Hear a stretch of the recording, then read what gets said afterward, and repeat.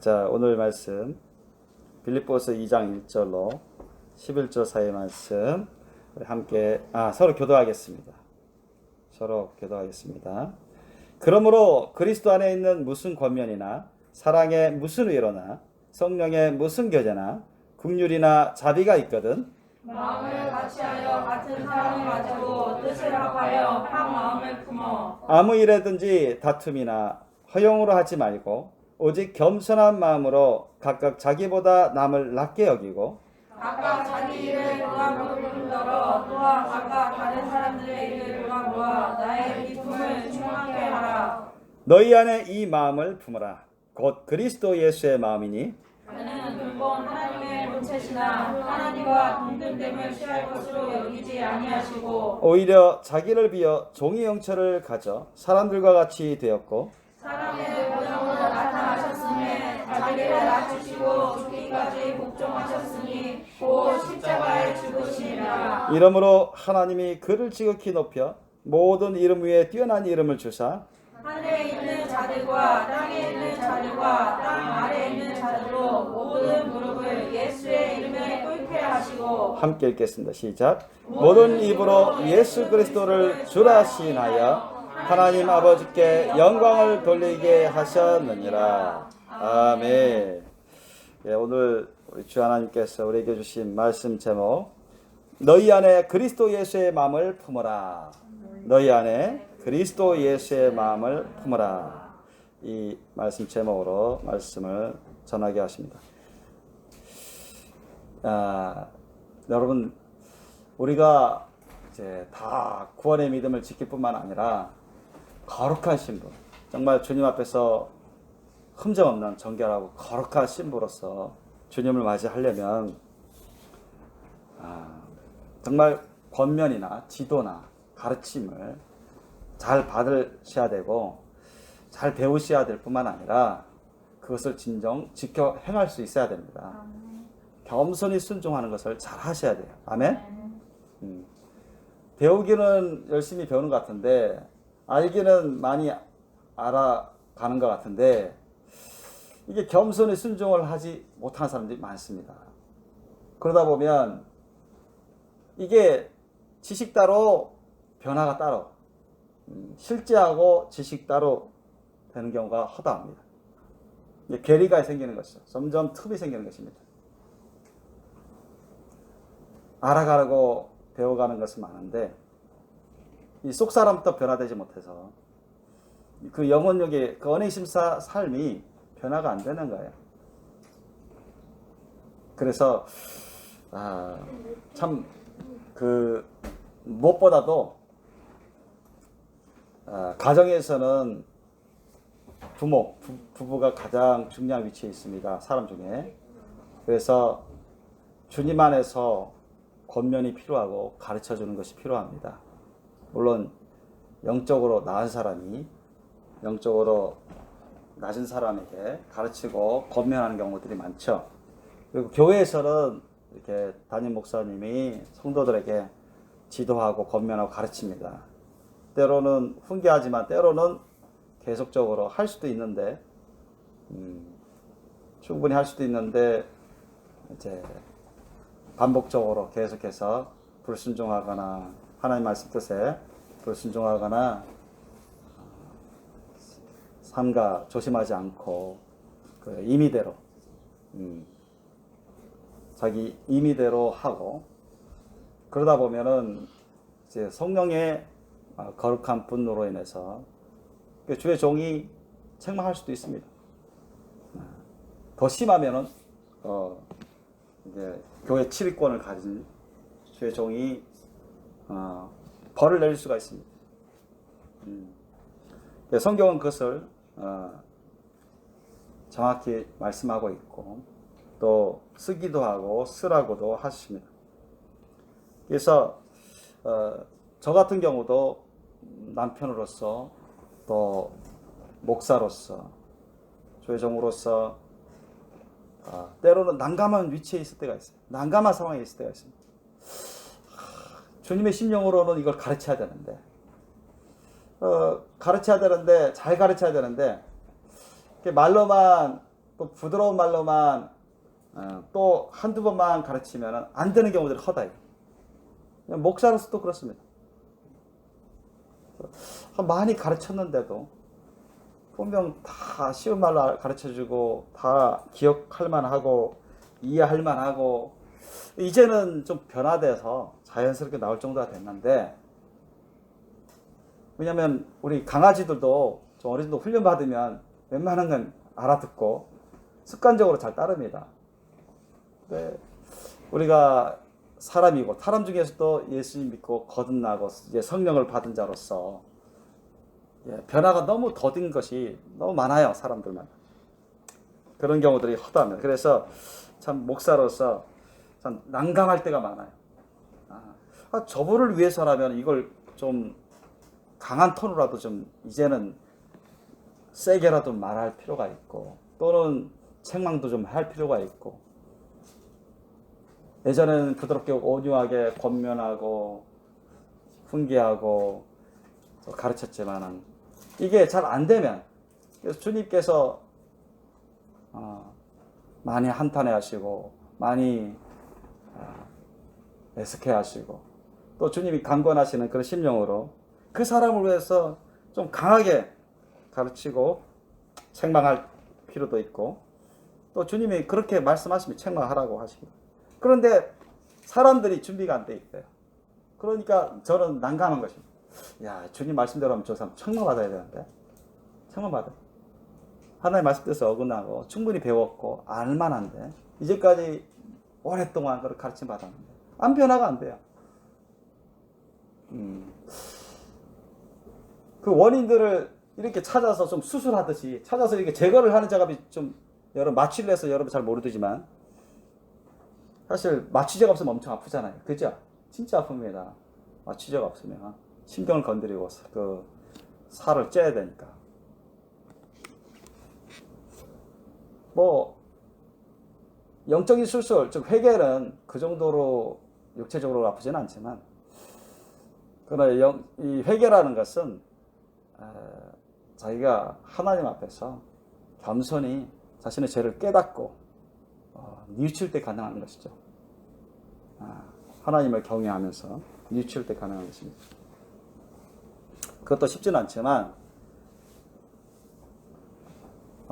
제가 하나님 말씀대로 뜻대로 주님이 이끄신 대로 그렇게 책망하면서 저분이 이제는 신앙생활 한 지도 이제 꽤 되고 배우는 것도 꽤 배우고 이 수준을 뛰어넘어야 되는데, 주님은 강권하심으로 책망해서라도 그 수준을 뛰어넘게 하기를 원하시는데 난감해요. 그럼 저는 이제까지 그렇게 돌려가면서도 인간적으로 좀 돌려가면서 항상 그렇게 하면 듣는 사람은 듣긴 좋아요. 그런데 변화가 잘 안 됩니다. 그래서 주님이 좀 충격요법을 쓸 때게 할 때가 있어요. 그래서 좀 강하게 책망할 때가 있습니다. 엄하게.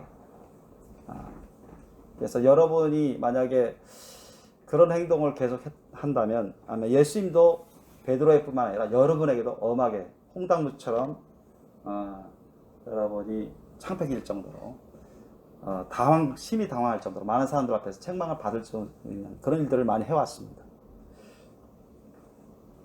저 역시도 과거에 그런 적이 있고요. 그래서 오늘 이 말씀들은 여러분 정말 너무나 중요한 말씀입니다. 여러분 오늘 본문 말씀만 보더라도, 오늘 제목이 뭐예요? 너희 안에 그리스도 예수의 마음을 품으라. 더 예수의 마음이 무엇입니까? 더 자세하게 말씀드리면 예수의 마음이 뭐예요? 십자가 사랑의 심령입니다. 아셨습니까? 예수님의 그 십자가 사랑의 심령, 마음을 다하고 목숨을 다하고 뜻을 다하고 힘을 다하여 하나님 아버지를 사랑하고 위하는 그 심령, 그리고 모든 사람들을, 특히 자신을 멸시하고 대적하고 험담하고 비방하고 죽이려는 그런 죄인들까지도 위해서 통곡하면서 한탄하시면서도 그들을 어떻게 하면 구원하실까 하면서 희생하고 헌신하는, 자신의 모든 권능까지도 자제하시면서까지도 쓰지 않으면서도 희생하시는 그런 사랑의 심령입니다. 여러분 패션 오브 더 크라이스트 보면 예수님 울부짖으면서 죽어가시잖아요. 힘이 없어서 그렇게 하신 게 아닙니다. 우리 삶의 모범이고 그렇게 해야만 대속의 역사를 이룰 수 있기 때문에 그 십자가 사랑의 심령 때문에, 그 사랑의 심령 때문에 그렇게 하신 거예요. 여러분, 진정 우리가 주님 앞에서 흠없는 정결하고 거룩한 신부가 되려면 예수님 하나님 말씀 그대로 흠과 점이 없을 정도로 돼야 되는데, 정말 낱낱이 다 수술해서 우리 가운데 어두운 부분, 죄악된 부분, 그런 습관들, 그런 사고방식들, 그런 언행심사들 다 수술 받아야 돼요. 아멘? 그 속에서 다 나오는 거예요. 속에 있는 것들. 무심코. 말투도 다 속에 있는 것들이 나오는 것입니다. 건방진 말투, 교만한 말투. 다 속에 있는 거예요. 그 심령이 쏘고 교만한 부분이 있기 때문에, 거만한 부분이 있기 때문에 툭툭 튀어나옵니다. 그게 습관화된 거예요. 그래서 예수님도 너 속에 있는 것이 다 나온다. 입을 통해서 나온다 했었어요. 그 영혼의 상태를 말해주는 것입니다. 영혼의 심령 상태. 영혼의 심령 상태. 그래서 저는 이제 사람들하고 이렇게 대화를 나누면 막 그걸 쉽게 느껴집니다. 이 사람 속에 아주 겸손한지, 교만한지, 그냥 뭐 이것도 아니고 중간 상태인지 그런 걸 막 느껴요. 얘기하다 보면 뭐 오래 얘기도 안 하는데, 왜냐 내 안에 있는 성령께서 탁탁 걸리게 하십니다. 말씀이 걸리게 해요. 그래서 어떤 사람은 불편하고, 어떤 사람은 더 이상 듣기 싫고, 어떤 사람은 너무 겸손해서 그냥 스펀지처럼 더 대화하고 싶고 막 사랑의 교감이 막 일어나. 그걸 느껴요. 속 사람이 그만큼 변화됐느냐 안 변화됐느냐 차이점인 것입니다. 저뿐만이 아니라 영성이 깊은 목사님들은 그걸 다 공히 그렇게 느낍니다. 금방 알아챕니다. 그 사람의 영성을, 그 심령 상태를 알아채요. 말을 안 할 뿐이죠. 필요하면 말을 할 것입니다. 여러분, 남편이기 때문에, 아내이기 때문에 그 사람에게 지적해서라도, 지도해서라도, 가르쳐서라도 올바르게 더 나은 사람이 될 수 있도록 하려고 하는 것입니다. 믿습니까? 그 담임 목사이기 때문에 그 교회 성도들을 위해서 때로는 부드럽게 온유하게 권면하거나 훈계도 하지만, 그러나 지나칠 정도로 얼마든지 이제는 변화받고 고침받고 좀 자라나야 되는데 그렇지 않고 영적인 문제가 있기 때문에 주님의 심령으로 그 사람을 위해서 책망하는 것입니다. 그러나 예수님이 제자들에게, 베드로에게 책망한 정도는 안 하죠. 저는 이제까지 어떤 분에게도 그 정도로 책망한 적은 없습니다.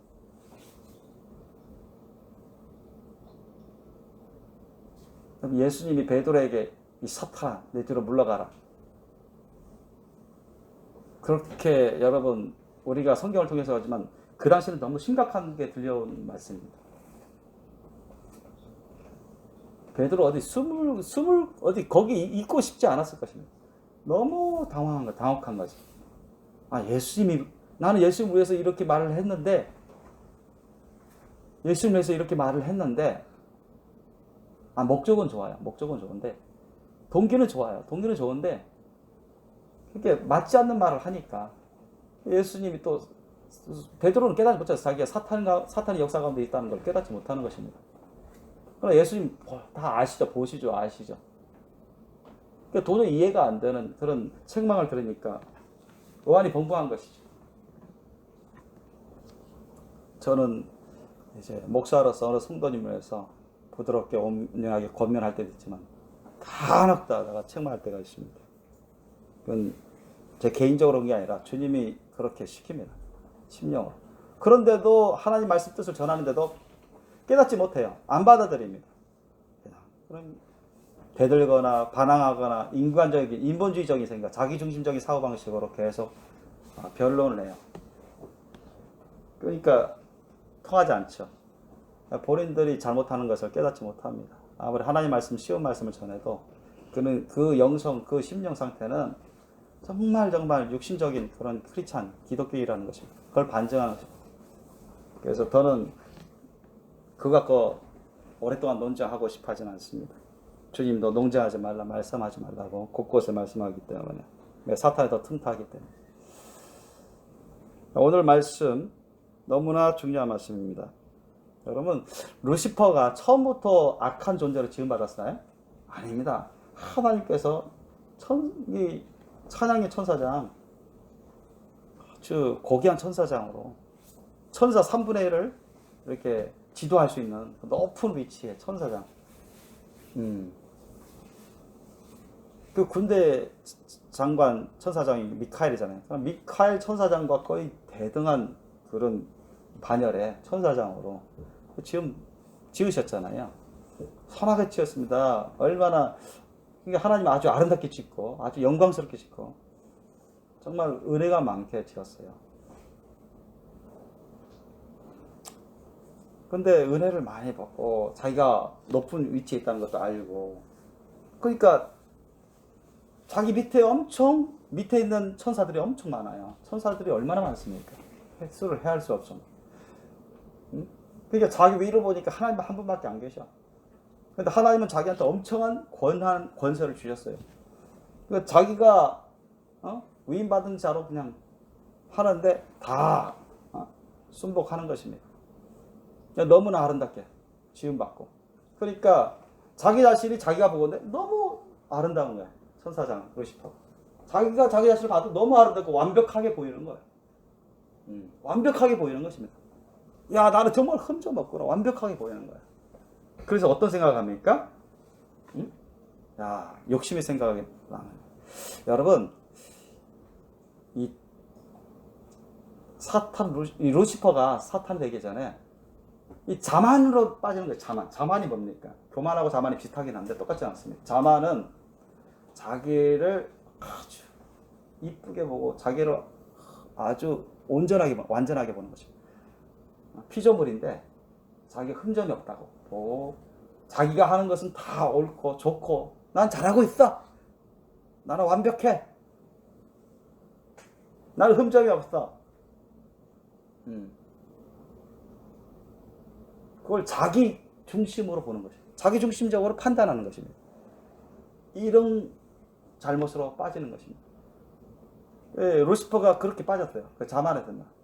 너무 영광스럽게 높게 생겼지, 권세가 아름답게 생겼지. 그러니까 자기의 아름다움에, 자기 영광에 도취되어 버렸어요. 그래서 자기가 보건대, 하나님 보시기 아니라 자기가 보건대 자기가 나는 정말 잘하고 있구나, 나는 정말 흠점이 없구나, 나는 완벽하구나, 나는 부족함이 전혀 없구나. 자만에 빠지는 거예요. 자만에 빠지니까 그 다음 뭐예요?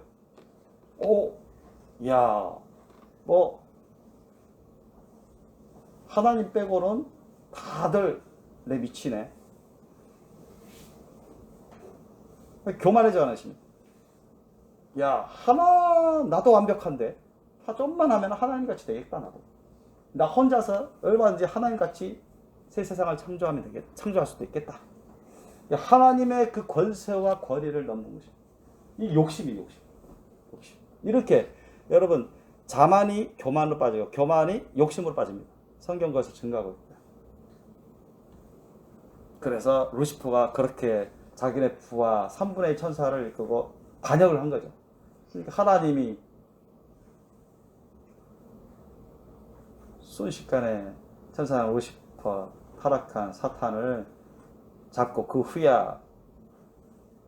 타락한 천사 3분의 1을 다 잡아다가 무저갱이 집어넣어 버렸대요, 여러분. 무저갱이.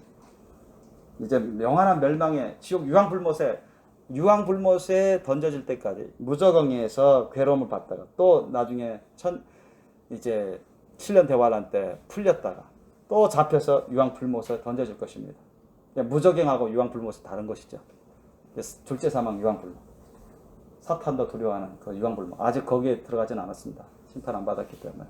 심판은 됐지만 완전한 심판에 이르지 않았기 때문에. 그래서 그 타락한 천사들이 지금 무저갱에서 있어요. 감옥에 있습니다. 여러분, 일부 귀신들은 여러분 이제 사탄과 더불어서 음부에서 왔다 갔다 하면서 지구에 들락날락 하면서 역사하죠. 그 부분이 뭐냐면 어디냐, 유다서 1장 6절 한번 보세요. 유다서 1장 6절 보면 잠깐 언급해요. 유다서 1장 6절을 보면 제 성경으로는 397페이지인데 397페이지 유다서 1장 6절을 보면 뭐라고 나오느냐면, 또 자기 지위를 지키지 아니하고 자기 처소를 떠난 천사들을 큰 날의 심판까지 영원한 결박으로 흑암에 가두셨으면서요. 하나님께서. 그러니까 이 천사 3분의 1을 하나님이 천사들을 형벌을 내리셨는데 심판을 하셨는데 큰 날의 심판까지 완전한 최후의 심판 때까지 상당수를 영원한 결박으로 흑암에 이 무적행입니다. 일부들은 이제 사탄과 더불어서 음부와 이 지구상에서 하나님의 백성들의 구원 역사를 위해서 쓰임 받고 있는 것입니다. 사람들을 막 죄짓게 만들려고 하고 유혹하려고 하고 미혹하려고 하는 그런 주체들이죠. 그것도 우리가 많이 배웠듯이 다 하나님이 구원의 역사를 위해서 사탄과 그 졸개들인 귀신들을 쓰는 것입니다.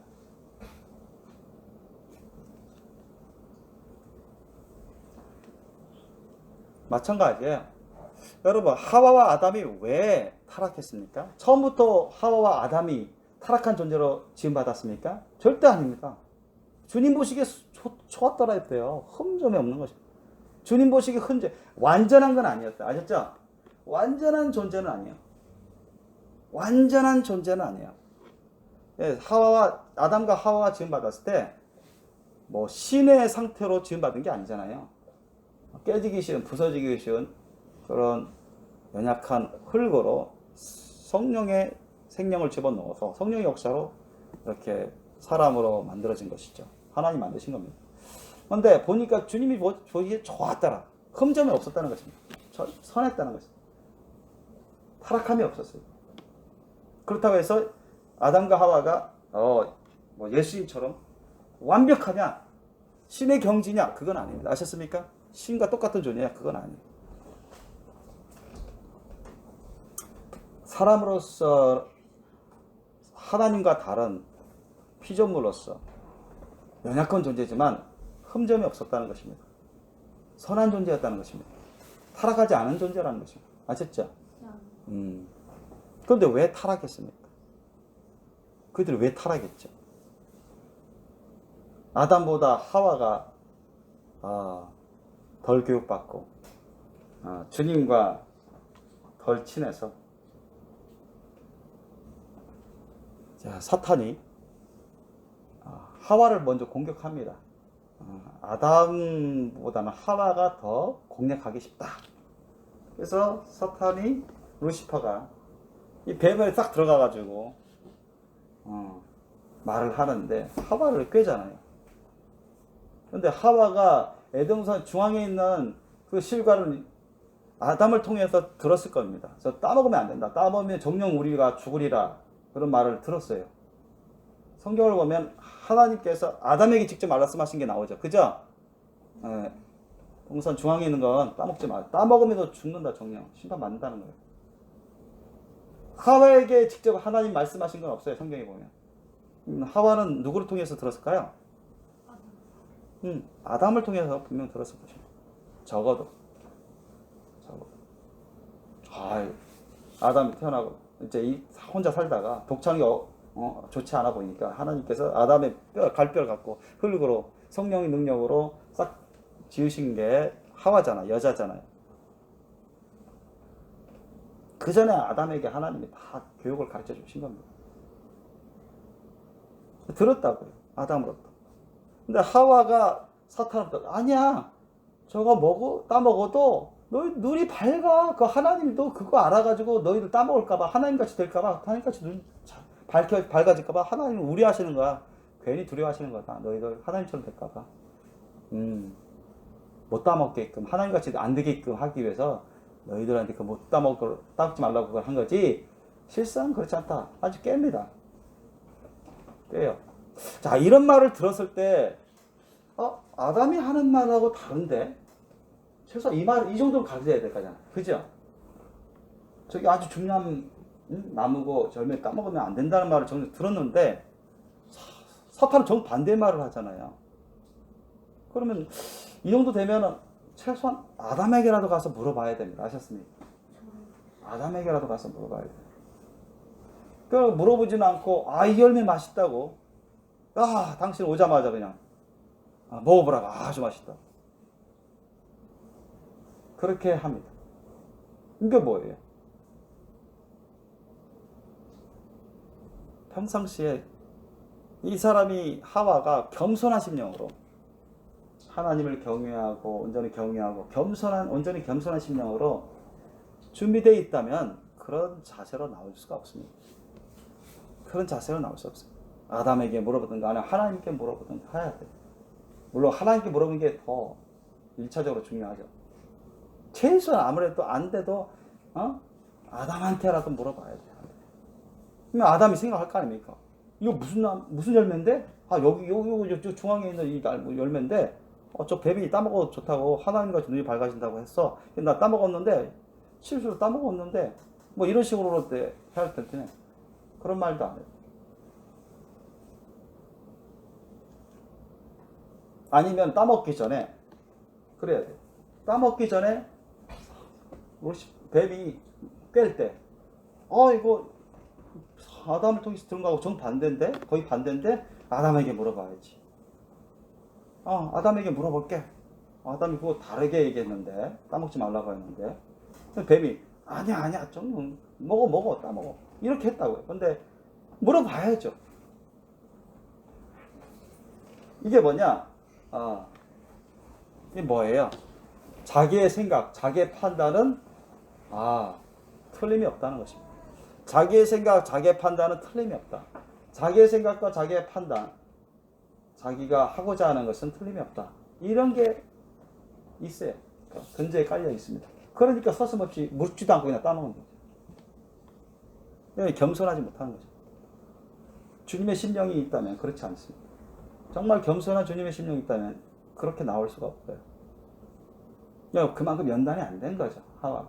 연단이 안 됐기 때문에 그런 자세가 나옵니다. 그냥 무너지는 것이면 그렇게. 또 아담도 성경에는 아주 간단히 나왔는데 그걸 에덴 동산의 중앙에 있는 선악과를 알면서 따먹었는지 그냥 모르고 건네주니까 그냥 받아 먹었는지는 그거는 성경에 나오지 않으니까 그렇지만 뭔가 아담이 하나님과의 그런 친밀한 교제 가운데 있었기 때문에 그렇죠? 하나님의 음성을 듣고 말씀하고 그런 신령한 존재 가운데 있었기 때문에 그 열매가 어떠한 열매인지 충분히 물어볼 수가 있었을 겁니다. 그런데 안 물어보고 먹은 것입니다. 예수님의 그 겸손한 십자가 사는 신령이 있었다면 또 성령의 교제가 있었다면 충분히 물어봤을 것입니다. 뭔가 이상함을 느꼈을 거예요. 의문점을 가지고 물어봤을 거예요. 전혀 그런 것이 없어요. 아담 역시도 연단이 부족했던 거죠. 예수님의 그 겸손한 십자가 사는 심령으로 충만해야 되는데 그런 가운데 주님과 친밀한 교제로 하나님의 임재 가운데 있어야 되는데 그런 것이 부족했어요. 연단이 부족한 겁니다. 그래서 그냥 먹어버려요. 그래서 하와의 그런 자만과 또 교만과 욕심으로 인해서 아담도 그냥 같이 죄를 짓게 됩니다. 그로 인해서 인류의 역사가 이렇게 죄와 저주 가운데 있게 되는 것이죠. 그만큼 이 자만과 교만 그것은 욕심으로 발전되고 지옥 중심에 속한 죄악인 것이고 사람들을 구원의 길에서 멀어지게 만들고 더욱이 거룩한 신부, 흠정없는 정결하고 거룩한 신부 단장하지 못하도록 만들어버립니다. 아주 중요한 요소들이죠. 오늘 본문 말씀 보니까 그러므로 그리스도 안에 무슨 권면이나 사랑의 무슨 위로나 성령의 무슨 교제나 긍휼이나 자비가 있거든 마음을 같이하여 같은 사랑을 가지고 뜻을 합하며 한 마음을 품어 이렇게 했습니다. 여러분 우리가 마음을 같이하여 같은 사랑을 가지고 뜻을 합하며 한 마음을 품으려면 이거 어떻게 해야 돼요? 사람들의 마음이 조금씩 다르고 뜻도 조금씩 다를 수가 있고 생각도 뭐 보통 다른 경우들이 허다한데 어떻게 하면 한 마음 한 뜻으로 하나로 될 수 있을까요? 오늘 말씀은 뭐냐? 같은 사랑을 가지고 있으면 같은 사랑. 이 같은 사랑, 하나의 사랑은 뭐예요? 바로 예수님의 십자가 사랑입니다. 아셨습니까? 하나님의 그 십자가 사랑. 우리가 마음의 상태가 제각기 다르잖아요. 마음의 어떤 품은 뜻도 다를 수가 있고 조금씩이라도. 근데 어떻게 하면 하나가 될 수 있습니까? 한 마음 되고 한 뜻이 되고 하나가 될 수 있나요? 다른 것은 안 됩니다, 여러분. 예수님의 십자가 사랑으로 하나가 되는 것입니다. 아멘? 아멘. 다들 예수님의 십자가 사랑으로 하나가 되는데 한 사람이 예수님 십자가 사랑이 없어. 그 사랑으로 온전하지 못해. 그러면 그 사람이 하나가 되지 못하는 것입니다. 이해되십니까? 아멘. 그래서 우리 예수님의 십자가 사랑의 심령에는 겸손함이 넘쳐납니다. 아셨어요? 겸손함이 넘쳐나요. 자신을 죽기까지 낮출 수 있는 모든 걸 다 부인하기까지 다른 사람의 구원을 위해서 다른 사람의 주님 안에서 성장을 위해서 자신이 어떤 손해를 보든 해를 당하든 비방을 받든 간에 모함을 당하든 간에 부인할 수 있는 낮출 수 있는 그런 겸손함이 있습니다. 그래서 우리가 고린도서 사랑행전 13장 안에는 겸손함이 자신을 낮추는 거죠. 그게 다 포함되어 있는 것이죠.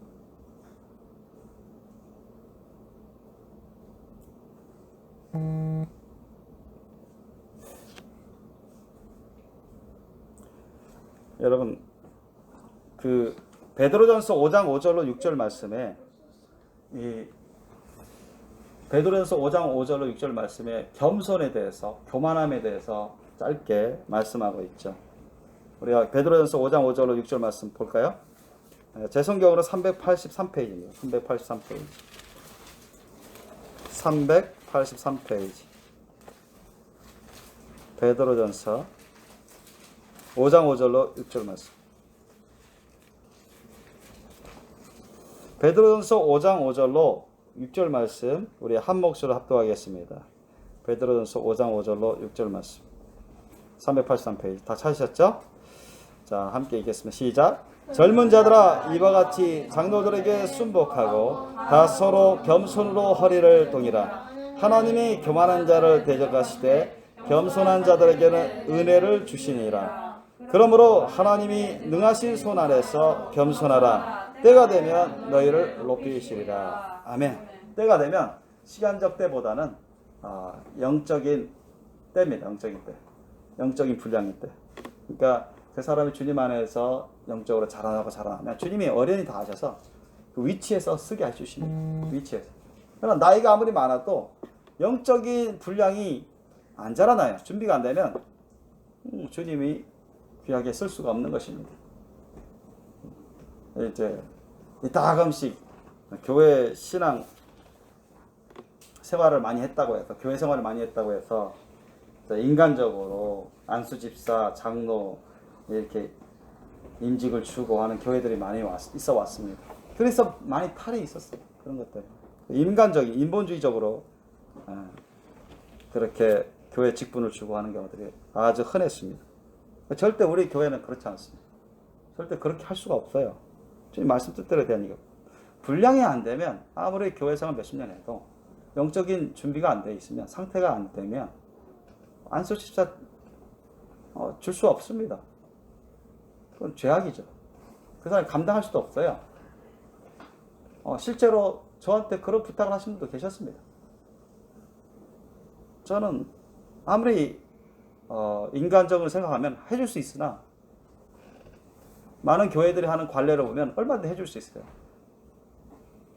그 사람 기분 맞춰주기 위해서라도 그 사람이 교회를 안 떠나도록 하기 위해서라도. 그러나 할 수 없었어요. 왜? 주님 앞에서 양심적으로 해야죠. 주님이 알려주신 대로 해야죠. 주님 말씀 뜻 안에서 해야 되는데 준비가 안 됐어요. 상태가 안 됐기 때문에 맡길 수가 없는 것입니다. 임직을 줄 수가 없는 것입니다.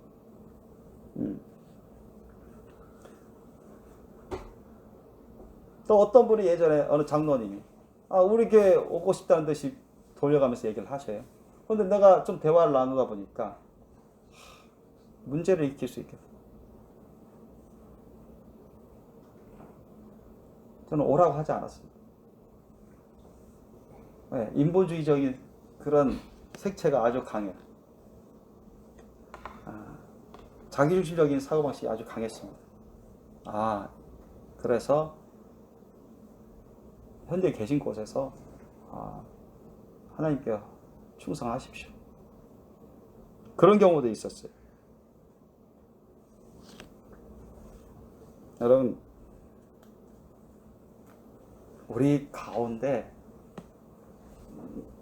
여러분 한 사람의 그 가운데 본인도 잘 깨닫지 못하는 그런 자기중심적인 사고방식, 옛사람의 자기중심적인 사고방식, 자기중심적인 인본주의적인 사고방식이 있습니다. 아셨습니까? 그게 사람마다 정도의 차이가 있는데 그것을 여러분 다 깨뜨리셔야 돼요. 그것을 회개하셔야 됩니다. 다 수술해서 여러분 갈아엎으시고 다 제거하셔야 돼요. 그래야 주님 앞에서 흠도 점도 없는 정결하고 겸손한 온전한 예수님의 거룩한 신부가 될 수 있습니다. 그 영이 구원받았다고 해서 거룩한 신부 이퀄 되는 게 아니에요. 신앙생활 몇십 년 했다고 해서 거룩한 신부가 되는 건 아닙니다. 장로가 됐다고 해서 거룩한 신부가 되는 건 아니에요. 기독교인 중에 자칭 기독교인 중에 지옥 갈 사람도 많은데 거룩한 신부 된 사람은 비율로는 아주 극소수입니다. 근데 왜 그렇게 어렵냐? 많은 사람들이 그걸 수준을 넘지를 못해요. 그 한계를 뛰어넘지 못합니다. 자기 옛사람 가운데 은밀히 숨어 있어 왔다, 생활화되어 왔고 습관화되어 왔다, 그런 자기 중심의 사고방식, 인본주의적인 사고방식, 그런 것이 아주 오랫동안 배워온 것입니다. 그래서 그 심령에서부터 그렇게 배웠어요. 그래서 그것을 깨닫지 못하고 자연스럽게 생활로 하다 보니까 주님 말씀 뜻을 아는데도, 들었는데도, 가르쳐 오랫동안 기른데도 그것을 회개하지 않기 때문에 아는 것을 알고 그렇게 변화가 안 되는 것입니다. 직행하지 않으니까 변화가 안 되는 거예요. 왜 직행하지 않습니까? 그거 회개를 안 하니까. 회개할 걸 깨닫지 못하니까.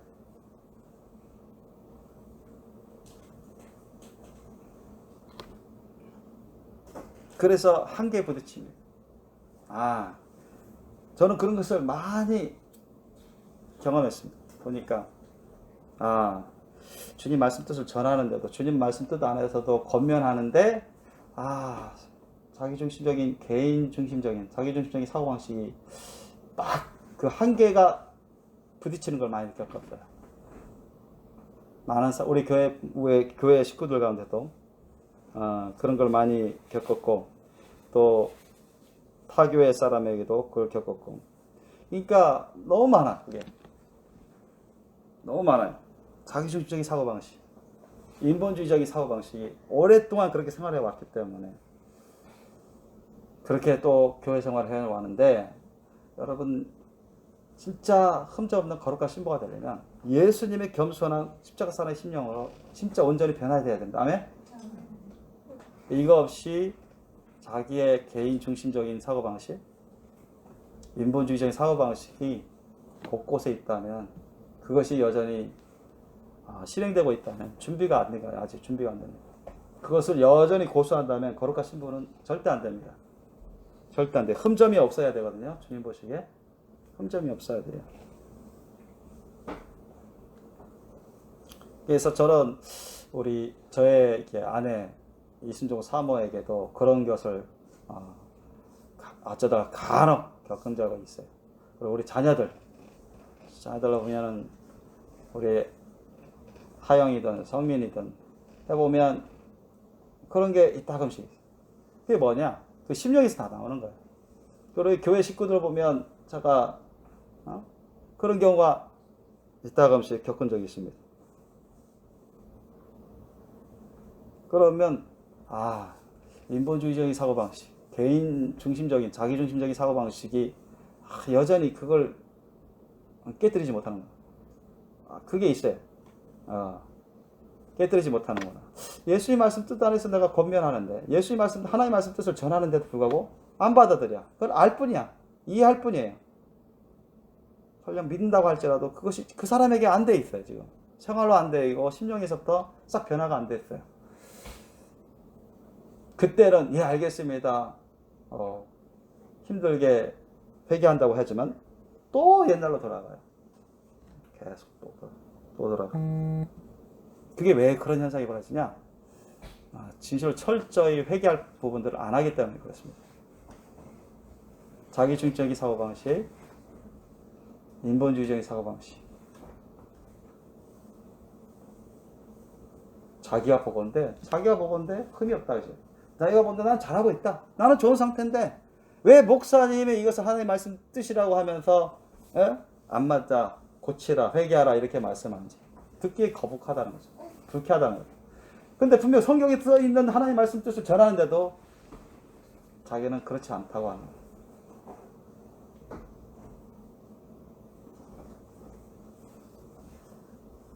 심지어는 증거를 주는데도 아니라고 해요.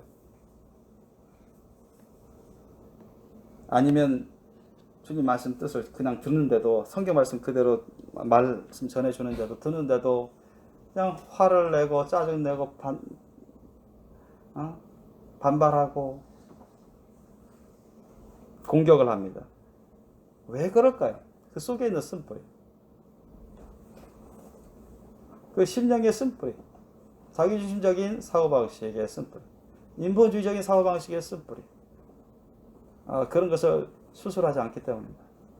회개하지 않기 때문입니다. 영적으로 수술하지 않기 때문에. 그래서 고침받을 수 없고 늘 그 상태예요. 몇 년이 지나도 그 상태.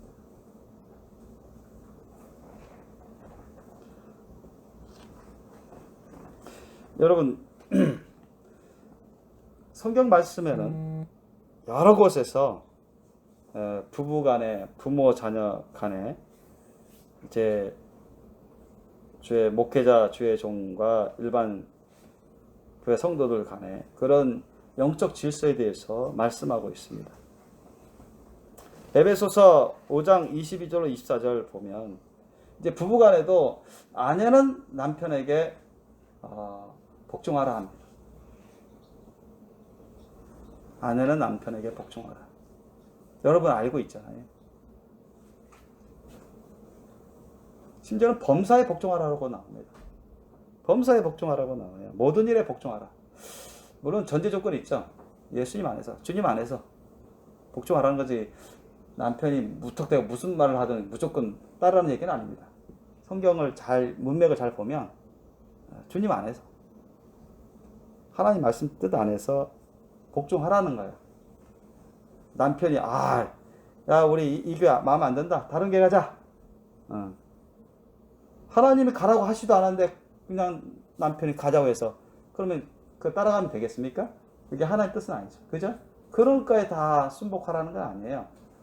하나님 말씀 뜻 안에서, 주님 말씀 뜻 안에서 범사의 남편에게 복종해야 돼요. 그게 성경에 기록되어 있습니다. 믿습니까?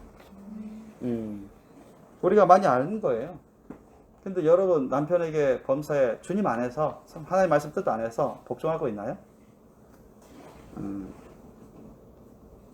남편이 하나님 말씀 뜻을 어긋나면 그거는 타이르고 권면해야 되겠죠. 복종할 게 아니라 같이 죄를 짓는 거니까 복종하면 안 돼요. 주님 말씀 뜻 안에서 주님 말씀 뜻을 정확히 말을 하고, 이게 잘못된 것이 아니고 선한 거라면, 또 거기에 또 때로는 의심스럽거나 증거가 불분명해서, 그러면 그 하나님 말씀 뜻에 합당한 증거가 나올 때까지 기다려서 나오면 하나님 말씀 뜻에 맞구나 이렇게 확인하고 순복할 수가 있을 것입니다. 그러나 실제로는 그렇지 않은 경우들이 너무 많아요. 제가 겪어보니까. 제가 우리 이순종 사모님 얘기를 하는 것도, 이순 사모님을 미워하는 게 아닙니다. 저는 사랑하고 우애하는 것입니다. 왜? 가까운 사람이라도 이렇게 가르쳐주고 지적해주고 지도해줘야 회개할 거 회개하고 좀 아프지만 창피한 부분도 있지만 변화받을 수 있는 기회가 생기는 것입니다. 아셨죠? 그러면 다 듣기 좋게라고 그런 말 안 해주고 하면 모르는 가운데 계속 있게 돼. 그럼 거룩한 신부가 되겠습니까? 안 되겠습니까? 변화가 없어요. 성장하고 자라날 수 있는 그런 기회를 얻지 못합니다. 자녀가 자기 임의대로 해요. 자기 하고 싶은 대로 하고 그냥 인본주의적으로 자기 중심적으로 하는데 부모가 가만히 놔두면 얘가 하나님과 가까워지겠습니까? 알게 모르게 세속 가운데 젖어 살고 죄악 가운데 살게 되는데 자기중심적이고 인본주의적인 사고방식을 틀어지는데 그러면 얘들이 구원받는 것도 쉽지가 않거니와 거룩한 신부 단자는 건 100% 불가능합니다. 그 상태에서. 그럼 누군가 해줘야 돼요. 어렵다라도 누군가 해줘야 돼요. 부모가 해줘야죠. 목사님 해줘야죠. 그런데 많은 사람들은 오해합니다. 다른 사람들 앞에서 나를 창피시켜 주는구나.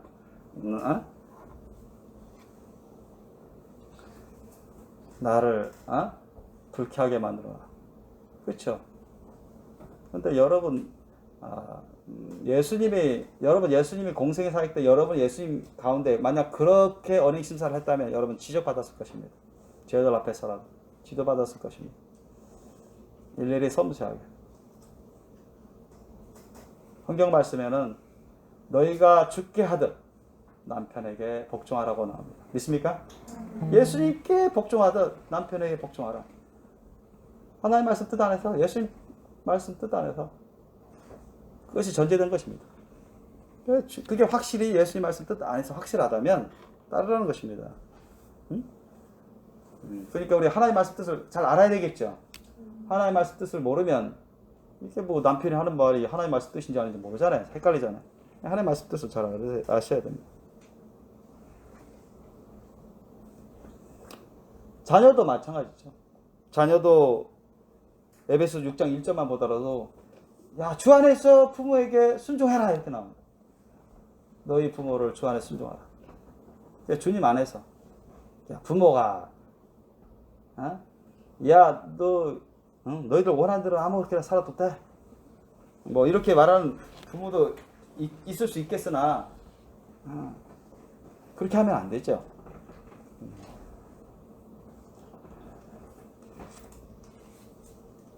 너희들 수단과 방법을 가리지 말고 1등을 해. 수단과 방법을 가리지 말고 출세해. 수단과 방법을 가리지 말고 돈 많이 벌어. 이렇게 그런 것은 잘못된 가르침입니다. 그죠? 설령 부모가 그렇게 가르치더라도 세상은 다 거짓이 있고 속임수가 있고 그렇게 하면서 또 장사하고 사업을 일궈서 높은 위치에 가고 갑부가 되고 떵떵거리며 살잖아. 있는 자가 큰 소리 치고 말이지. 그렇게 인간적이고 세속이고 물질주의적인 인본주의적인 그런 사고방식으로 가르치면 따라야 되겠습니까? 부모가 그렇게 가르친다고 해서? 그러면 자녀들 다 그렇게 타락한 삶을 살아가게 됩니다. 부모님 그렇게 가르치면 듣기는 들어도 따르면 안 되는 것입니다. 아셨죠? 무슨 말인지 아세요? 주님 안에서 순종하라 했기 때문에. 우리 예수님 말씀대로 선하고 양심 바르게 예수님의 십자가 사랑 심령으로 살아야죠. 그죠? 겸손하게 다른 사람들을 돌보면서 섬기며 살아야 되죠. 그죠?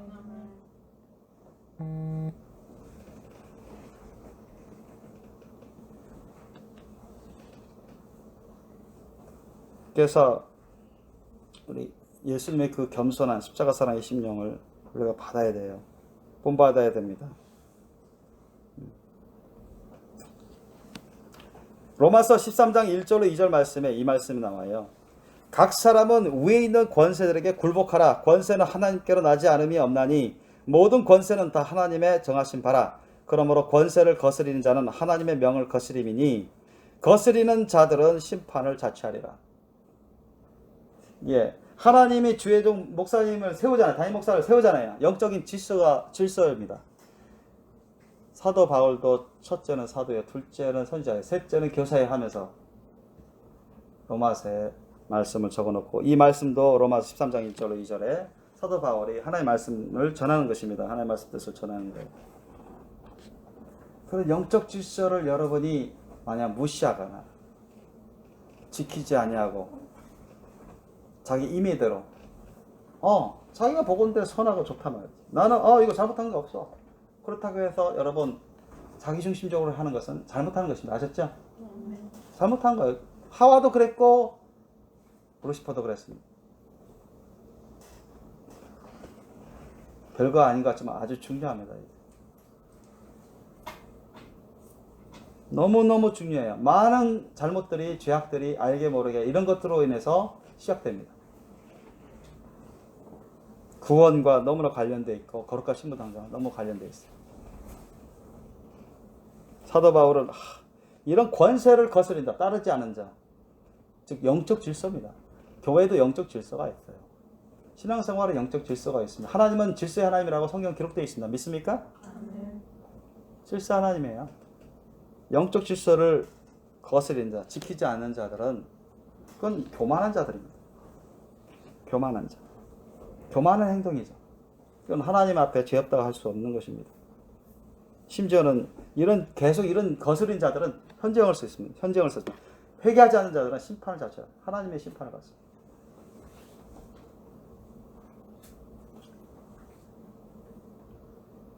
그래서 교회에서 많은 무리를 일으키잖아요, 사람들이. 목사님이 또 성도를 위해서, 성도가 변화받고 자라나고 준비해야 되는데 주님의 심령으로 계속 이전에는 오랫동안 가르치고 온유하게 가르치고 부드럽게 해도 안 되니까 책망해서라도 좀 정신 번쩍 들게끔 하고, 이제 회개해서 겸손히 이제 순종하도록 그렇게 하려고 하는 것인데, 상대방은 인본주의 생각이 강해서 개인 중심적인, 자기 중심적인 생각이, 사고방식이 강해서 그렇게 안 받아들이는 것입니다.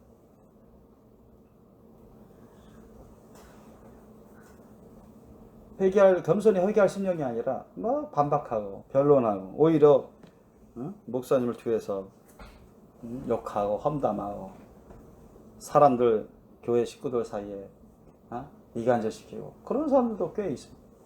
이 사람들 회개 안 하면 다 지옥 가는 거예요. 그래서 그런 사람들이 잘못 판단하고 비판하고 비방하고 헐뜯고 말이죠. 이런 사람들 하나님이 가만히 있지 않습니다. 야고보서 4장 11절로 12절 보면 이제 다른 사람들을 판단하고 비방하는 것에 대한 경고가 있습니다. 한번 찾아볼까요? 야고보서 4장 11절로 12절 말씀.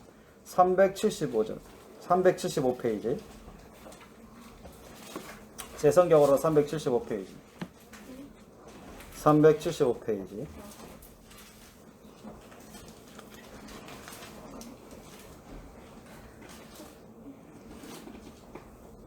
(375페이지) 야고보서 4장 11절로 17절 사이 말씀. 한번 읽어볼까요? 우리 함께 서로 교도하겠습니다. 형제들아, 피차에 비방하지 말라. 형제를 비방하는 자나 형제를 판단하는 자는 곧 율법을 비방하고 율법을 판단하는 것이라. 내가 만일 율법을 판단하면 율법의 준행자가 아니요 재판자로다.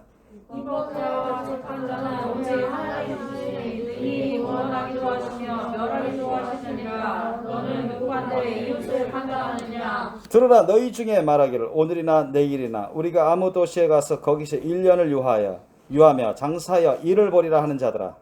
내일을 너희가 알지 못하는도다. 너희 생명이 무엇이뇨? 너희는 잠깐 보이다가 없어지면 안개니라. 너희가 도리어 말하기를 주의 뜻이면 우리가 살기도 하고 이것저것을 하리라 할 것이거늘. 이제 너희가 항상 자랑을 자랑하니 이러한 자랑은 다 악한 것이라. 우리 함께 읽겠습니다. 시작. 이러므로 사람이 선을 행할 줄 알고도 행치 아니하면 죄니라. 아멘. 여러분, 다른 사람들을 우리가 올바르게 이렇게 판단해야지. 여기서 판단은 비판하는 것입니다. 비판하는 것인데, 어떤 옳고 그름을 우리가 판단할 줄 알아야 되죠. 그래서 올바르게 판단을 해야 되는데, 그런 판단이 아니라 이게 악의적으로 비판하는 것입니다. 악의적으로 비판하는 그런 판단을 말하는 것입니다. 그래서 거기에다가 한 수 더 떠서 비방, 없는 것까지 다 플러스 시켜가지고 거짓된 것까지 다 플러스 시켜서 비판을 하는 것이 비방이죠. 이런 자들을 해서 교회 무리를 일으키고 교회 식구들 사이에 이간질시키고 목사님 헌담하고 말이죠. 하나님이 교회를 떠나라고 하신 적도 없는데 자기만 떠나는 것이 아니라 그런 사람까지 다 데리고 나가려고 하는 그런 아주 악질, 그런 교인들이 많이 있어 왔습니다. 우리 교회도 있었고 다른 교회도 아주 많아요. 허다합니다. 왜 그렇습니까? 자기중심적인 사고방식이 너무 강해요. 인본주의 사고방식이 너무 많아요. 교만해서 그래요. 자만하고 교만해서. 예수님의 십자가 사랑의 심령, 겸손한 심령이 있으면 그렇게 하겠습니까? 안 하겠습니까? 안 하죠. 100%안 합니다. 자기가 잘못한 거 있으면 그걸 지적받고 지도받으면 정말 예수님의 겸손한 십자가 사랑의 심령이 있으면 회개를 합니다. 아셨습니까? 회개를 하고 나를 위해서 해주셨구나. 이렇게 가르쳐 주셨구나. 감사해요. 이렇게 회개 기도하고 순종하기 힘씁니다. 그런데 그러는 사람은 별로 없고 그렇지 않은 경우가 허다해요.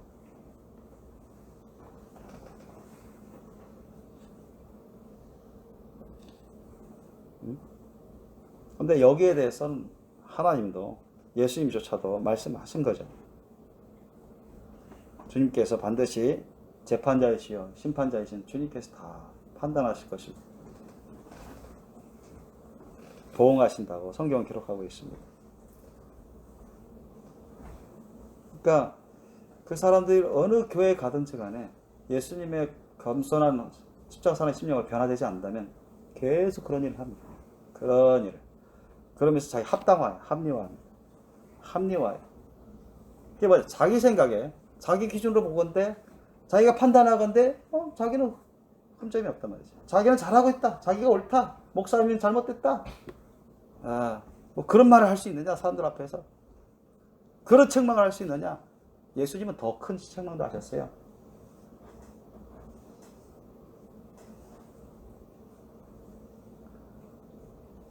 그 근저는 깨닫지 못하고 본질을 깨닫지 못하고 인간적으로 생각하고 인본주의적인 생각하고 자기중심적인 생각, 감정에 따라서 그냥 옛사람의 그런 사고방식을 가지고서 하다 보니까 회개도 안 할 뿐더러 문제를 더 일으키는 것입니다.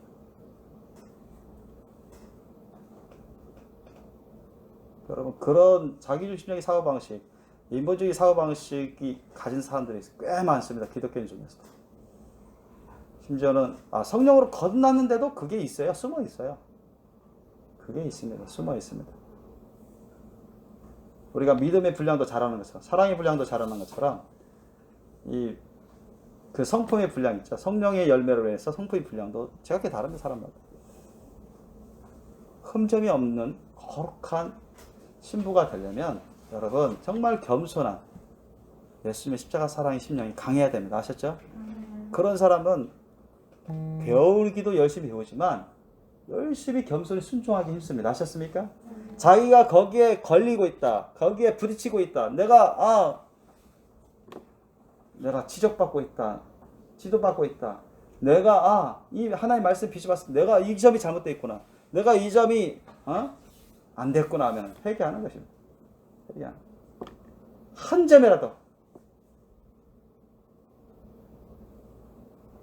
부끄러움이 없을 정도로 고쳐나가려면 수술해야죠. 영적인 수술. 그게 뭐예요? 회개하는 거죠. 그렇게 해서 해야 성령의 역사로 변화가 되는 것입니다. 그 자기중심적인 사고방식이 깨져가요. 자기 인본주의적인 사고방식이 깨져갑니다. 자기 스스로 생각하고 판단하려고 했습니다. 항상 하나님의 말씀을 딱 생각하는, 어떤 범사에 하나님의 말씀 갖고 딱 그걸 보는 것입니다. 아셨습니까? 자기의 임의적인, 자기 중심적인 인본주의적인 사고방식의 틀이 딱 깨져버리고 예수님의 말씀 뜻으로 항상 보려고 하는 거예요. 예수님의 말씀 뜻으로 항상 들으려고 하고, 예수님의 말씀 뜻으로 항상 가치 부여하려고 하고, 옳고 그름을 판단하려고 하는 것입니다. 아셨습니까? 그게 생활화돼야 돼요. 여러분, 생활화돼야 돼요. 그러려면 여러분 어떻게 해야 될까요? 예수님의 그 십자가 사랑의 심령으로 여러분 무장되어 있어야 돼요. 변화돼야 됩니다. 아멘? 그래야 겸손히 그렇게 순종할 수 있어요. 회개부터. 그러지 않고서는 절대 이걸 뜯어 고칠 수가 없습니다. 여러분, 10년이고 20년이고 세월이 지난다고 뜯을 수 있는 게 아닙니다. 이것은 쉽진 않지만 여러분, 정말 주님이 보시기에 흠적 없는 거룩한 신부가 되려면 지식만 쌓는다고 되는 게 아니에요. 100%안 됩니다. 지식은 좀 모자라더라도 그게 돼야 예수님의 십자가 사랑의 심령이 강해야 된다. 그래서 겸손히 배우려고 하고, 겸손히 순종하려고, 겸손히 회개하려고 하고, 그래서 자기 속을, 이 속 사람부터 막 수술을 해야 돼요. 수술을 하고 순종하면 순종할수록 주님이 성령의 열매를 맺게 해주시고, 성령 기름 부심 부어주시고 변화가 되는 것입니다. 자라나는 것입니다. 사랑과 믿음과 겸손과 희생과 헌신, 섬김, 이런 것들이 자라나는 거예요. 아셨죠? 성령의 인격이 자라나는 것입니다. 변화되는 거예요. 그럼 말투도 달라집니다. 언행 심사가 달라져요. 보는 시각이 달라져요. 옛날에는 자기주의적인 시각이 많아서, 옛날에는 인본주의적인 생각이 많았었는데 변화됩니다. 그런 사람들은. 그게 흠점이 없는 것입니다. 예수님의 눈으로 보는 거예요. 예수님의 귀로 듣고, 예수님의 심령으로 뜻을 품고, 예수님의 그 가치관으로 가치를 부여하고. 그러니까 다르죠. 기독교인들 가운데서도 달라요. 그런 사람하고 아닌 사람이 달라요. 이것은 은사를 얼마나 받았냐 그 문제가 아닙니다. 아셨어요?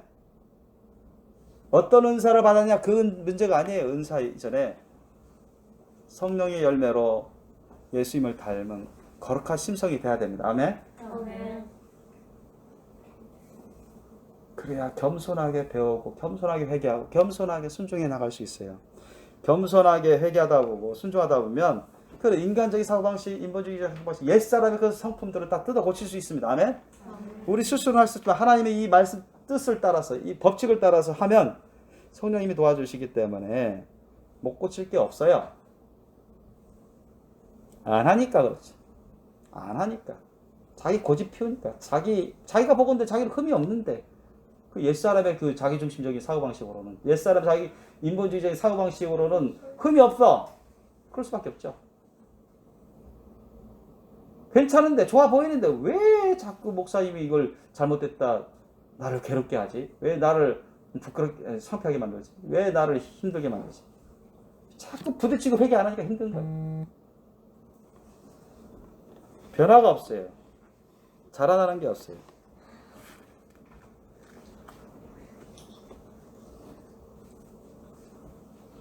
여러분이 만약에 나는 좋은 사람 만나서 결혼하고, 좋은 사람 만나서 아들 딸 낳고, 좋은 사람 만나서 돈 모아가지고 집도 좋은 집 짓고 사고, 좋은 사람 만나서 여행도 다니고 행복하게 살았으면 좋겠다. 단순히 이런 마음 가지면 여러분 엄밀히 말해서 죄악된 마음입니다. 아셨어요? 인간적으로는 당연한 마음, 인지상정이다, 당연한 마음이다. 뭐 그게 죄악이라 할 수 있냐? 그게 어때 나쁜 생각이냐? 이렇게 말할 수 있습니다. 그러나 하나님 보시기엔 흠점이 있는 것입니다. 세상 사람 똑같이 그런 공통적인 생각을 갖습니다. 아셨죠? 거기에 무슨 예수 그리스도의 심령이 어디 있어요? 거기에 무슨 하나님의 말씀 뜻이 어디 있습니까? 여러분, 왜 결혼해야 됩니까? 결혼의 필요성이 있어요. 왜 결혼해야 되죠? 저는 우리 하영이가 가끔 나는 혼자 살고 싶다, 혼자 살 거야 뭐 이렇게 하는데, 나는 그때마다 하영이에게 말씀 가르칩니다. 하나님의 말씀 뜻을. 여러분, 왜 결혼해야 되죠? 여러분, 왜 결혼했습니까? 만약 세상 사람들처럼 결혼할 시기가 됐고 결혼하고 싶고, 응? 남편과 아내와 서로 결혼해서 같이 살고 사랑하고 아들 딸도 낳고 돈 모아서 직장 다니면서 돈 모아서 사업하면서 좋은 집 짓고 아파트 사고 여행도 다니고 저 기분 좋고 행복하게 살았으면 좋겠다. 인간적으로 남 부럽지 않게 만약 이런 마음으로 했다면 여러분 죄악 가운데 결혼한 것입니다. 온전한 가운데 결혼한 게 아니에요. 죄악된 심령으로 결혼한 것입니다. 아셨죠? 저희 다른 사람 똑같습니다. 세상 사람들 똑같아요. 안 믿는 예수 안 믿는 사람들 다 대부분 그걸 원하죠. 그걸 원합니다. 공통적인 겁니다. 그건. 거기에는 예수님이 없어요. 예수님의 십자가 사랑 심령이 없습니다. 하나님의 영광이 없어요. 하나님의 뜻이 없어요. 여러분 왜 우리 결혼해야 됩니까? 무엇을 하든지 먹든지 마시든지 무엇을 하든지 하나님의 영광을 위해서 하라 했죠. 그죠? 하나님의 영광을 위해서. 주님의 나라와 의를 범사에 구하라 했죠. 아멘? 주님의 나라와 의를 위해서 결혼하는 것입니다. 아셨죠? 하나님의 영광을 위해서 하는 거예요. 사랑과 믿음과 소망의 가정을 꾸리기 위해서 하는 것입니다. 주님이 시키시는 일을 더 잘하기 위해서, 효과적으로 하기 위해서, 더 많은 열매를 맺기 위해서 하는 것입니다. 그런 분명한 하나님의 말씀 뜻에 입각해서 결혼을 하려는 동기와 목표를 가져야 되지 그냥 세상 사람들처럼 그런 사람들 보기에 합당하게 보이는 그런 이유로 그런 목표로 단지 결혼하고자 한다면 그건 잘못된 거예요. 동기가 잘못된 거예요. 사람들 보기에는 그 무슨 죄 없다 하지만 하나님 보시기에 흠점이 있는 것입니다. 엄밀히 말해서 죄악이라는 것입니다. 동기가 죄악이다. 결혼 자체가 죄악이라는 얘기는 아닙니다. 사업도 마찬가지입니다. 이 아이템 좋다 말이지. 야, 그래, 이 아이템 좋으니까 이거 좀만 더 준비해서 하면은 진짜 큰 돈 벌겠다. 큰 돈 벌면 말이지. 좋은 집 사고 땅 여기저기 사놓고 큰 보험도 들고 자녀 재산을 유산도 잘 많이 남겨주고 떵떵거리며 살아야지. 남부럽지 않게 살아야지. 편하게 살아야지. 늙어서 편하게 살아야지. 단지 이렇게 하기 위해서 그리고 사람들 앞에서 존경과 인정을 받아야 되지. 기업가로서.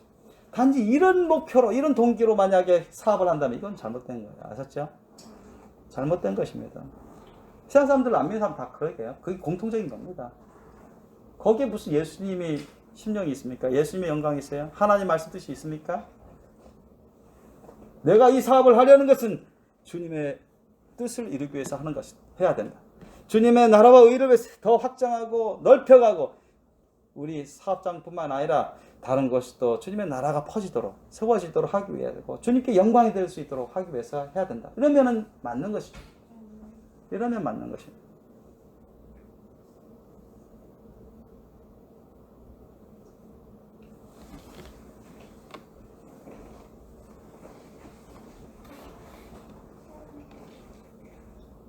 예를 들면 이민생활도 마찬가지예요. 이민생활.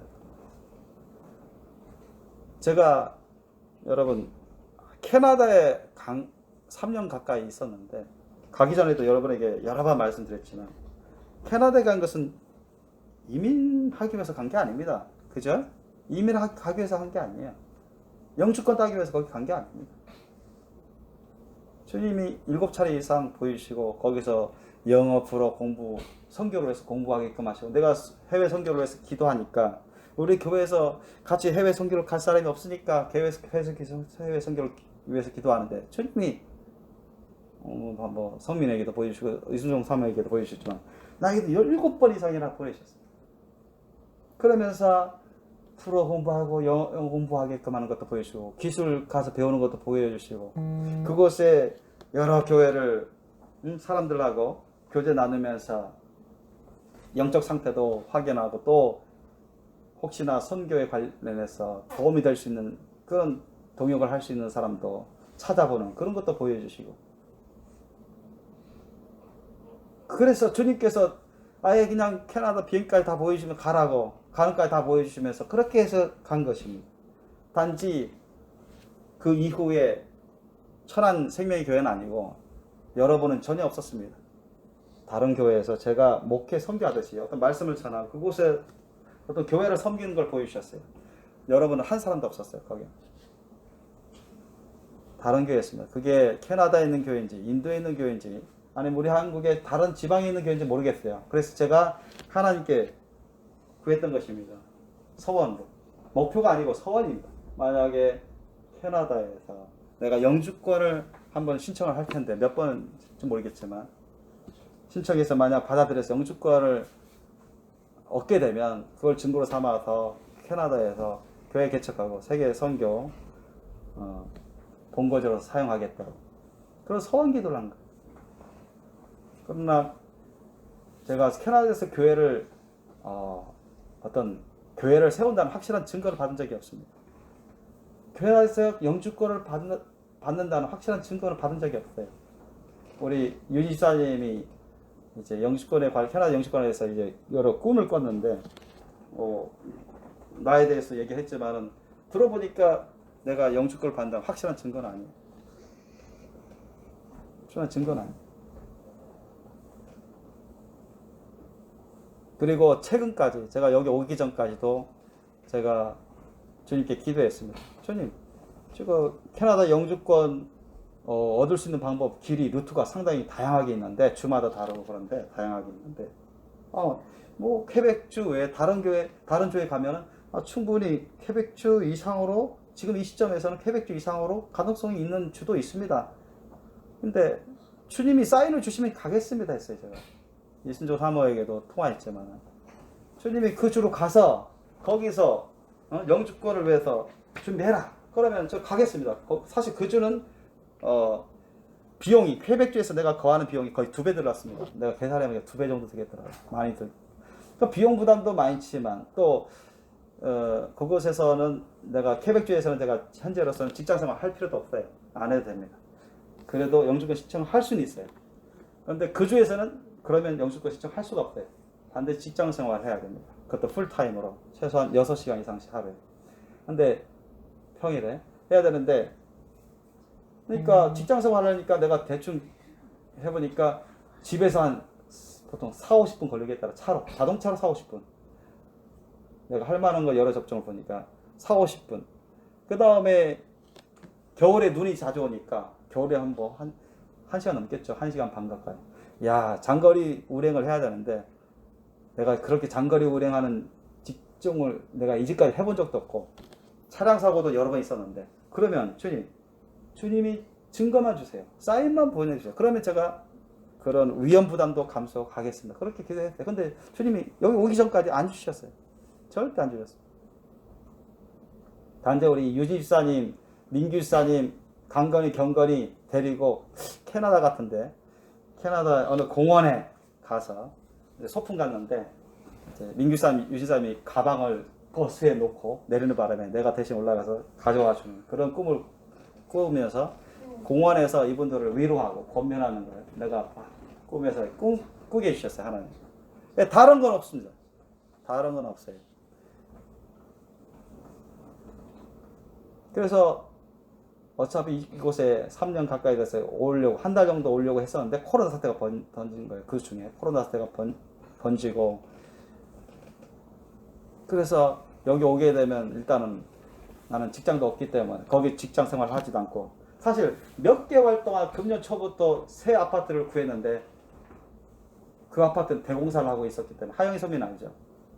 대공사를 하고 있어서 나갈 수밖에 없는 상황이 이게 있었는데,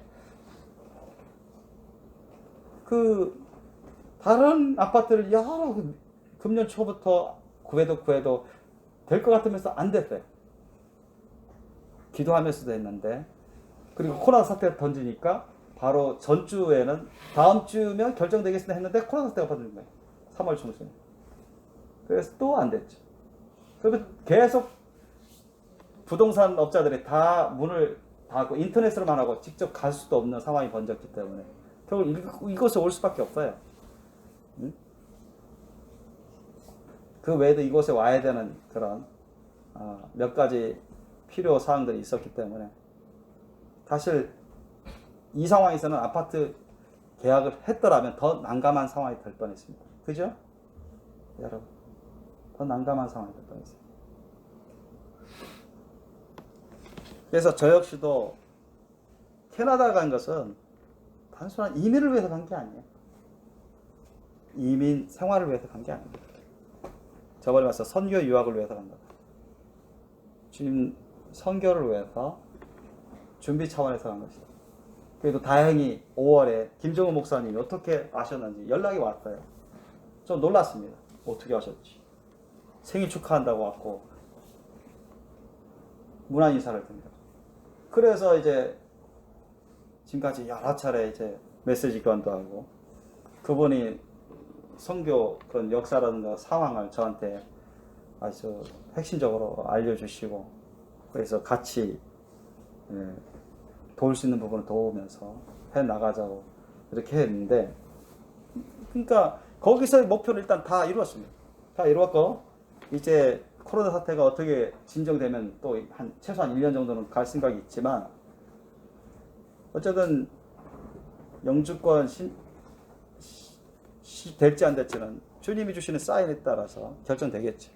주님이 되게 해주시면 소원대로 그렇게 할 것이고 안 되게 해줘도 소원대로 이곳에서 해외 선교를 해나갈 것입니다. 아마 인도 선교가 이제 인도 선교에 주님이 뜻을 많이 주셔서 또 거기에 비전이 많기 때문에 그렇게 해나갈 것인데 여러분 이민 생활도 캐나다에 이민하는 사람들 많습니다. 여러분 한국 사람들도 1년에 몇천 명 돼요. 그런데 뭐 그분들을 대동수 내가 다 기독교인들도 갖고 기독교인 아닌 사람들도 많이 만났습니다. 이민 신청하려고 영주권 신청하려고 하는 사람들 학교에서도 보고 학원에서도 보고 그랬는데 뭐 주님의 나라を이루어서 선교 차원에서 이민하려는 사람 한 사람도 본 적 없어요. 다 그냥 뭐 대기 오염 심하고 뭐 언제 핵전쟁이 벌일지도 모르겠고 또 한국에 실업자들 많이 많고 장래가 불안정하고 또 명퇴당하고 사람들도 많이 맞고 그럴 바에 차라리 캐나다에 와 더 좋은 조건에서 캐나다에서 자녀들 공짜로 교육시키면서 맑은 환경 속에서 그래도 최저임금도 높고 물가는 좀 비싸지만 많은 돈은 못 벌지라도 여기서 사람 눈치 안 보면서 사는 게 속 시원해서 여기 잘 살아보려고 온 사람들이 대다수입니다. 여러분. 예수님을 위해서 나라와 의를 위해서 선교를 위해서 그렇게 오는 사람 한 사람도 못 봤어요. 기독교인들도 많이 내가 겪었지만 기독교이든 비기독교이든 다 대다수가 다 그런 식으로 그런 목표로 왔어요. 여러분 그거 주님 보시기에 여러분 합당한 목표가 아닙니다. 아셨습니까?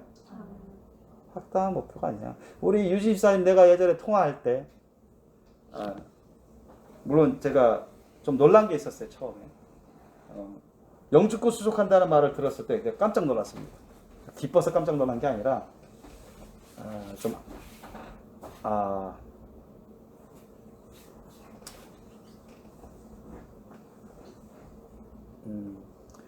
좀 애석해서 좀 놀랐어요. 왜냐하면 그러지 않기를 원했는데 좀 안타까워서 놀랐어요. 왜냐?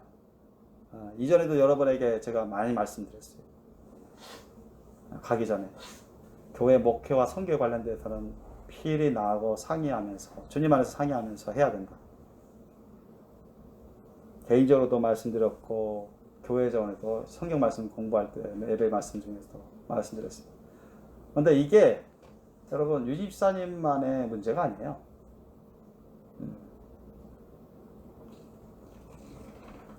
많은 기독교인들 가운데 있는 것입니다. 이런 게. 그런데 그러지 않고 영주권 수속을 한 거예요.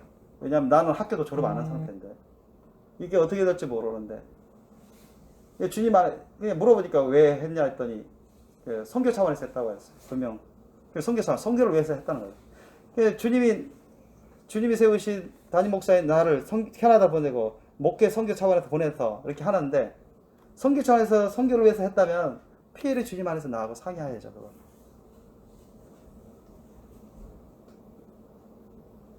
다른 교회 성도라면 그 담임 목사님하고 상의해야 될 것이고, 그러죠.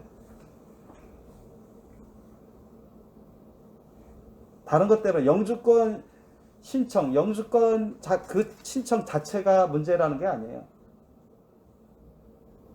그것이 잘못됐다는 건 아니고, 문제는 뭐냐? 영적 질서를 지키지 않았다는 거죠. 주님 안에서 선교 차원에서 선교를 위해서 하는 거라면 필히 일찍이 주님께서 주의 종 담임 목사를 그곳에 보내기까지 해서 목회 선교를 준비하는 가운데 있는데 전혀 얘기를 안 하고 두 분이 서로 의논하면서 추진해서 했기 때문에 나하고 순서도 안 맞고, 먼저 순서와 그 일을 순위가 좀 가려가면서 순서가 맞았으면 좋았을 텐데 이게 순서가 안 맞는 거예요. 나는 가서 학교도 졸업 안 하고 지금 영주권이 되는지 안 되는지도 불확실한 가운데 있는데, 그러니까 영주권 신청이라는 것은 여러 가지 방법이 있습니다. 하나님 방법 여러 가지 방법이 있고, 사실 들어보니까 더 돈도 적게 들고 더 여러 가지 효과적인 방법이 있어요. 그래서 저는 우리 이민규 집사님, 유 집사님이 나하고 주님 안에서 상의해서 순서와 일의 순서, 때를 나하고 같이 조정하면서 하기를 원했고, 그래야만 이곳에 있을 동안 이곳에 교회를 섬기면서 같이 교제 나누고 배울 것을 배우고 함께 열매를 맺을 것 맺으면서, 그리고 때가 돼서 캐나다를 가더라도 그곳에 가서 또 더 효과적으로 비용이나 여러 가지 효과적인 일일 뿐만 아니라 영적으로도 그곳에서도 최대한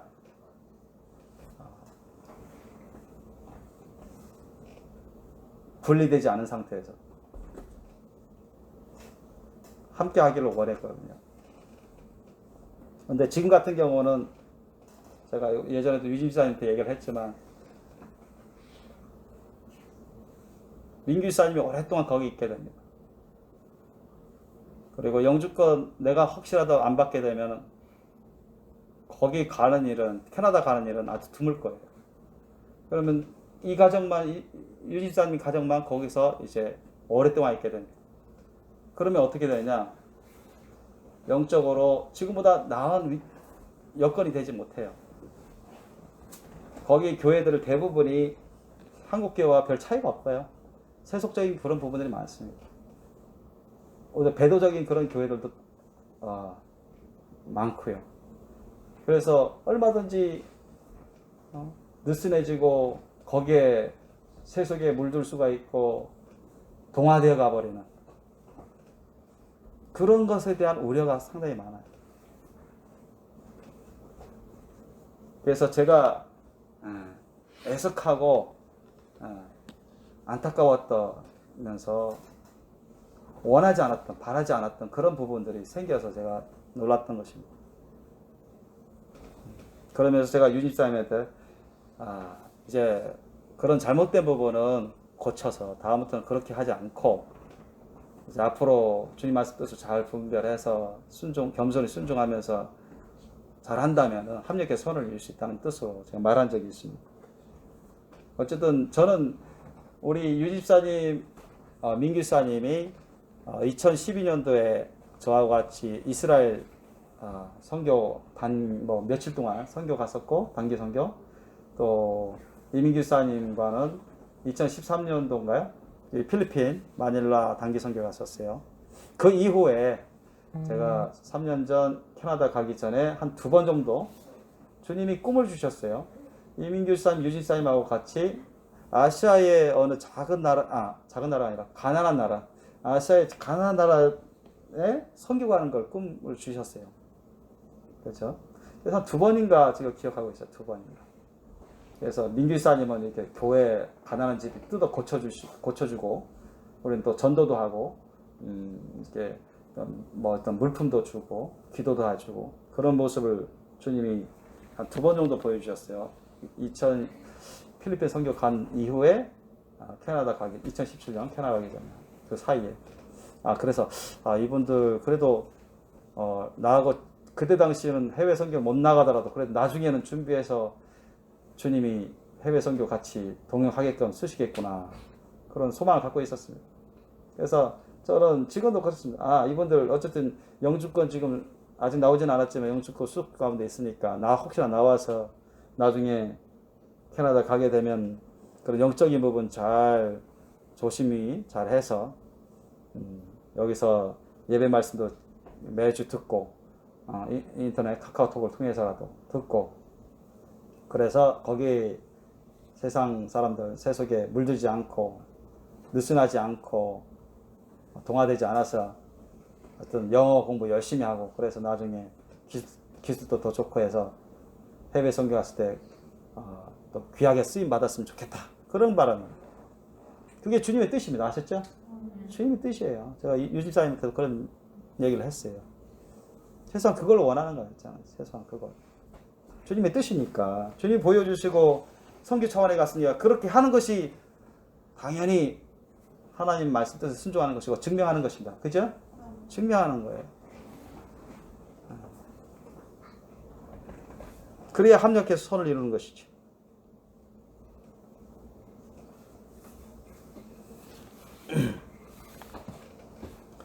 그런 것처럼 여러분 오늘 말씀은 바로 예수 그리스도의 그 마음, 십자가 사랑의 심령으로 우리가 단단히 부음받고 준비가 되면 겸손해져요. 아셨습니까? 겸손해집니다. 겸손히 배우기에 힘쓰고 겸손히 배우기에 힘쓸 뿐만 아니라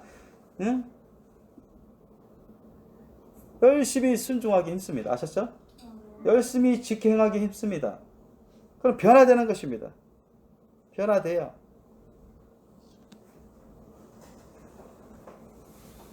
제가 여러분들을 위해서 이렇게 예를 들면서 여러분이 때로는 듣기에 부담스럽고 거북할 수도 있어요. 그런데 불구하고 제가 이렇게 하는 것은 주님의 심령으로 여러분에게 당부드리고 가르치고 기도하기 위함입니다. 여러분에게 이렇게 해주는 사람 있나요? 아마 이렇게 해줬다가 아마 오랜 시간 동안 여러분 다투었을지 모르는데 부부간에. 그죠?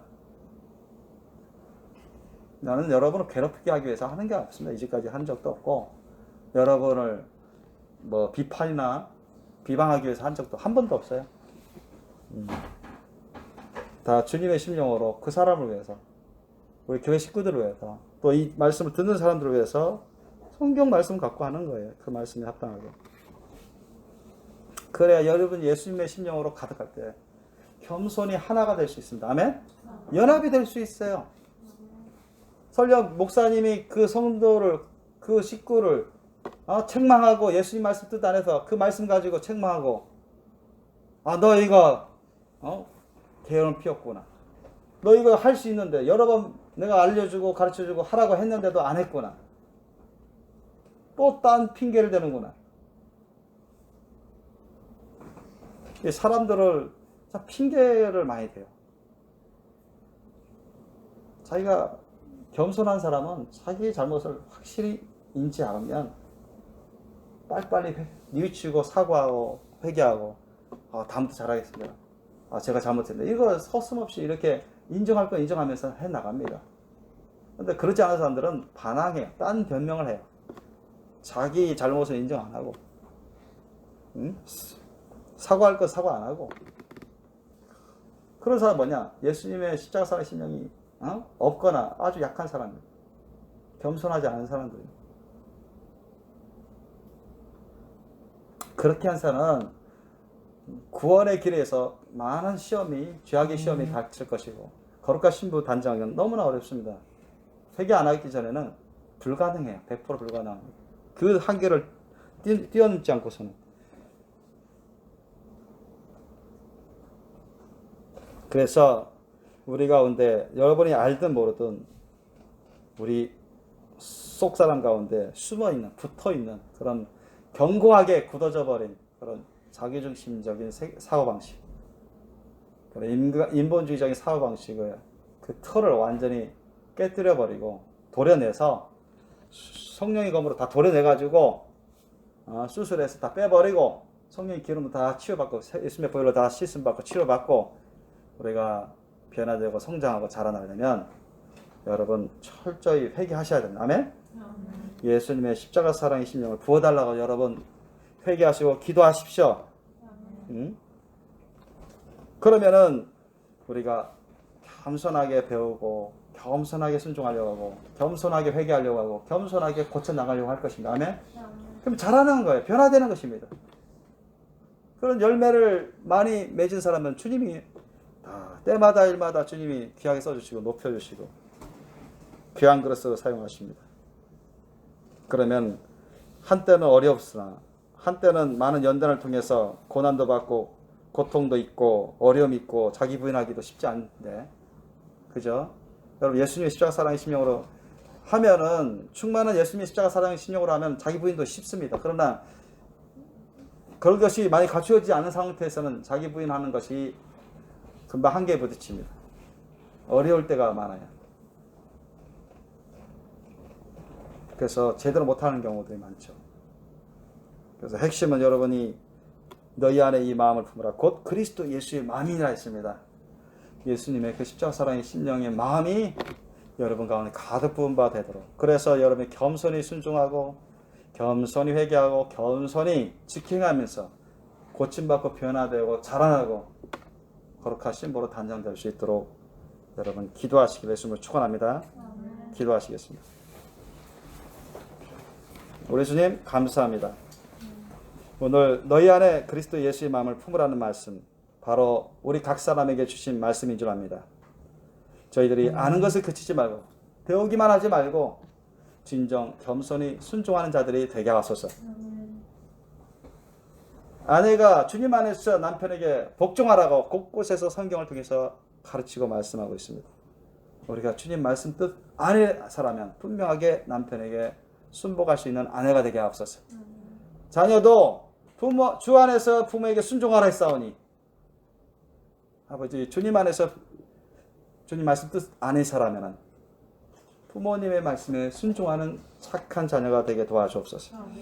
우리 교회 식구들, 성도들 정말 주의 담임 목사가 하나님의 말씀 뜻을 가지고 예수님의 그 심령으로 가르치고 지도하고 심지어는 책망할지라도 오히려 하나님께 감사하는 자가 되게 하소서.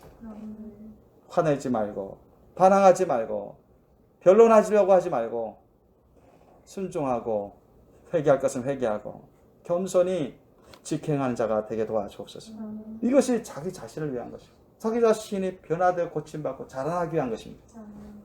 이럴 때 주님께서 귀하게 오시 더욱더 귀하게 쓰실 줄 압니다. 예수님 그리스도의 그 십자가 사랑의 심령을 통해서 우리가 한 마음을 품을 수가 있고 온전히 하나로 연합할 수가 있고 온전히 주님을 모시고 우리가 거룩한 신부로 흠점 없는 거룩한 신부로 단장되어가는 줄 압니다.